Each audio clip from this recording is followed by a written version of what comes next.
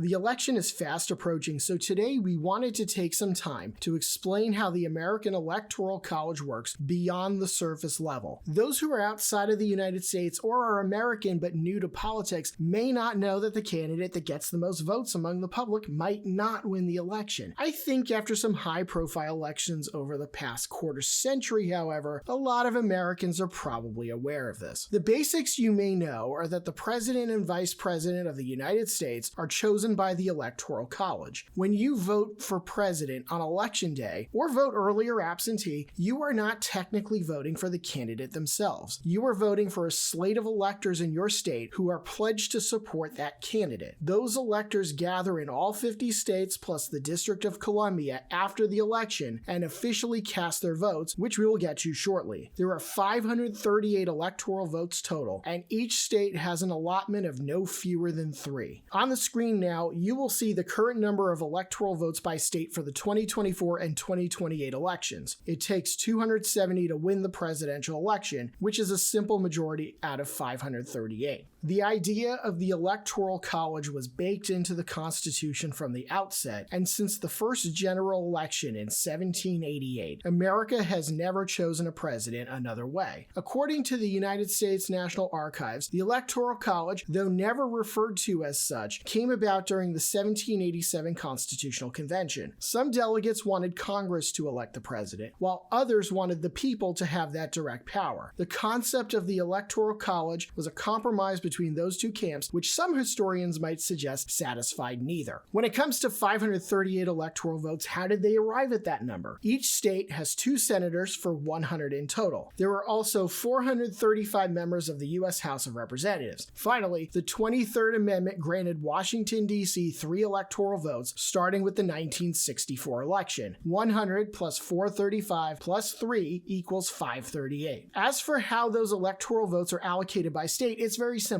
Take the number of congressional districts your state has and add 2 for the Senate seats, and you have your electoral votes. For example, in elections 2024 and 2028, Michigan has 15 electoral votes because they have 13 House districts, and Maryland has 10 because there are 8 House seats. It may go without saying, but this number has not always been 538. In the 1788 election, there were 69 electoral votes, and then as recently as 1960, there were only 537 electoral votes. We have had 538 electoral votes since 1964. That's not likely to change anytime soon, as the USA would need to do one of 3 things: amend the Constitution, admit a new state, or repeal the Reapportionment Act of 1929, which fixed the House at 435 members. On election day, the votes are counted, and as state winners are declared, the major news outlets will tally up the expected electoral votes for each candidate. The magic number is 270, which, as mentioned, is a simple majority of 538. Whichever candidate gets to 270 will win. However, what happens if no candidate reaches 270? We will postpone that discussion for a few moments. Back in the beginning, the popular vote was not every state's determining factor in who got a state's electoral votes. The Constitution did and still does leave it open to the states as to how they allocate, and most decided to have the state legislatures pick the presidential winner themselves. Only a handful of the original U.S. states in 1788 let the popular vote dictate the winner at all. Not that it would have mattered, as George Washington was unopposed. Fast forward to today, and this is no longer the case. The Constitution, under Article 2, Section 1, still allows the state legislature to allocate the electoral votes however they see fit, but convention is that it is guided by the popular vote on a winner-take-all basis. If you get the most votes in a state, you swipe all the electoral votes. However, Maine and Nebraska take it a step further and allocate electoral votes both statewide and by congressional district, meaning candidate A could carry Nebraska and 2 of its 3 districts, but candidate B carries the 3rd district and gets 1 out of 5 electoral votes. During the 2024 election cycle, there has been chatter about Nebraska and Maine changing back to winner-take-all states for this or future elections. As stated, the legislatures of the 2 states would have the discretion in that manner if it happens someday. Now, we turn to criticism of the Electoral College, and this is a typical one. You can win the popular popular vote but technically lose the election. It has happened on 5 separate occasions, and in most, the popular vote winner was a Democrat, but the elected president was a Republican. 1824 was the first example, with John Quincy Adams defeating Andrew Jackson. In 1876, Republican Rutherford B. Hayes won by 1 electoral vote, while Democrat Samuel Tilden won the popular vote. 1888 saw Benjamin Harrison upset incumbent Grover Cleveland in this manner. George W. Bush won the electoral vote in 2000, though Al Gore won the popular vote, and we all remember the controversies in Florida. Finally, it happened again in 2016, with Donald Trump winning the Electoral College while Hillary Clinton won the popular vote. The Constitution does not say that the popular vote has any power in determining the winner, only that the states can pick who gets their electoral votes however they want. Nevertheless, the system itself highlights what some feel are its inherent flaws, in that the apparent will of the people may not be reflected in the election's actual winner. Now that you know how the Electoral College is chosen, the next question is, when do the electors meet and formally cast their votes? It is not always on the same date, but in modern times, it takes place at some point in December, typically at the state capitol. In 2024, the Electoral College will convene on December 17th in all 50 states plus DC. In 2020, this occurred on December 14th. At least 6 days before the meetings occur, states will transmit to the National Archives what are called certificates of ascertainment, which notifies the federal government that the state has certified its election results, chosen its electors, and names them. Those named are the people who will convene in December and cast the state's electoral votes, and only those people. This certificate, as well as the certificate of the official electoral vote, must be signed by the governor or the mayor if Washington, D.C. In almost all cases, the electors will vote for the presidential and vice presidential candidates to which they were pledged. However, there are sometimes faithless electors who go rogue and vote for someone else. It's not legal to do so in most states, but it happens. This happened recently in 2016 when 10 electors broke ranks, although 3 of those were nixed. These would not have affected the final result. Of course, back in 2020, there was an issue with so-called fake electors. States United Democracy Center had a great write-up from 2023 explaining what happened when a slate of unauthorized electors from Michigan tried to submit a certificate of electoral vote in favor of Donald Trump. Michigan's certificate of ascertainment from 2020 is publicly available, and it names the 16 electors who were officially appointed by the state of Michigan. When the fake electors met and cast their votes, and then subsequently transmitted the certificate to the federal government, they had no authority to do so, as those electors were not named on the official certificate of ascertainment signed by the governor and secretary of state. Those involved were ultimately prosecuted, among other charges, for forgery. The National Archives has made available all of the fake elector certificates received from 7 states during the 2020 election drama, and will post the link on electionyard.com. Moving on, eventually Congress and the National Archives have the real certificates of election, totaling 538 electoral votes from 51 jurisdictions. What do? They count them. At this point, you probably know by heart the date on which this happens every 4 years, January 6th.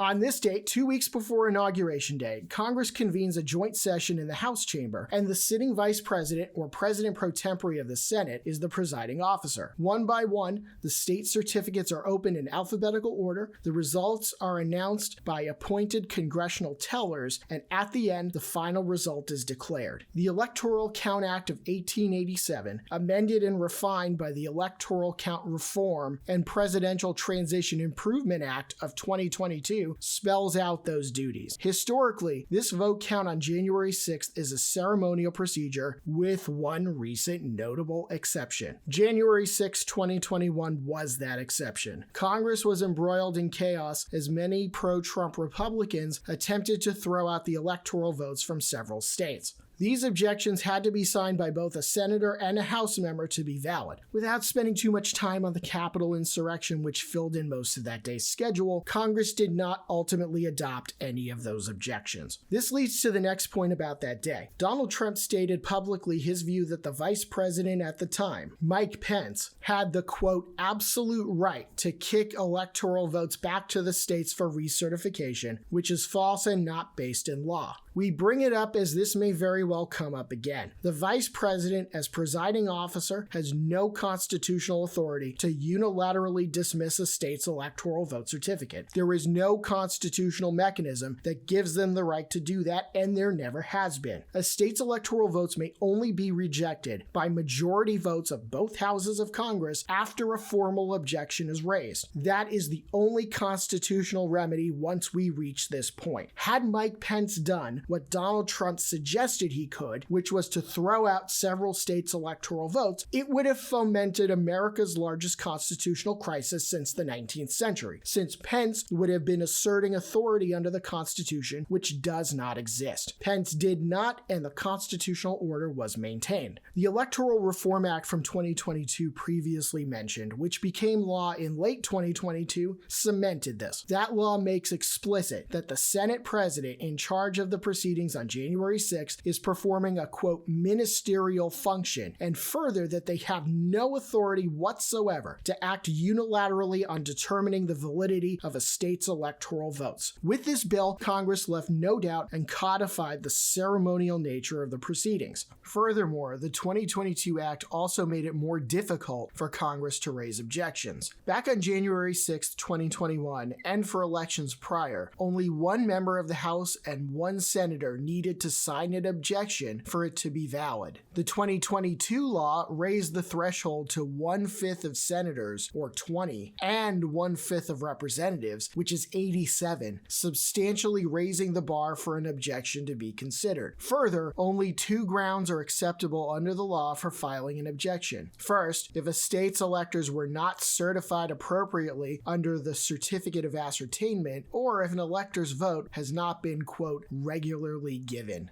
This leads us to one final topic. What happens if no candidate secures an overall majority, which as of today is 270 electoral votes? The presidential and vice presidential elections are then decided by Congress in what is called a contingent election. Under the 12th Amendment, the House of Representatives would elect the president from the top 3 electoral vote getters, and the Senate would elect the vice president out of the top 2. If you think it would be just as easy as the House casting a straight up or down majority vote, think again. Each state's House delegation gets 1 vote, not each member. So in effect, each state has 1 vote. If a contingent election happened in 2025, California's 52 House members would have the same voting power as North Dakota's 1. It would take 26 states to win, and as DC is not a state, they don't get to vote. However, in the Senate, the vice presidential contingent election would see all senators vote as individuals, with 51 being required. Again, no DC in the Senate, so no say in that one either. When you watch election night coverage every 4 years, you'll see the so-called race to 270, which seems simple enough, but as you now know, there is a lot that goes on behind it, and many, many procedural hurdles to clear before a president can be inaugurated on January 20th. For more on U.S. elections, be sure to visit electionyard.com and follow us on social media.